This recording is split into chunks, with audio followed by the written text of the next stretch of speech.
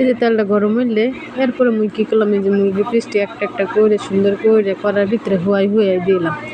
হওয়ার পরে দেওয়ার পরে সব কী করলাম, লাল লাল হইলে পরে উল্টাইয়া দিলাম। এরপরে মুই কী করলাম, পেঁয়াজটি দিয়ে দিলাম, দারচিনি, এলাচ, তেজপাতা, লবঙ্গ দিয়ে নাড়াচাড়া দিলাম। এই মশলা দিয়ে আটা বাটা, হলুদ, মরিচ, ধনে গুঁড়ো, লবণ দিয়ে ডেকে দিলাম কষাইয়া।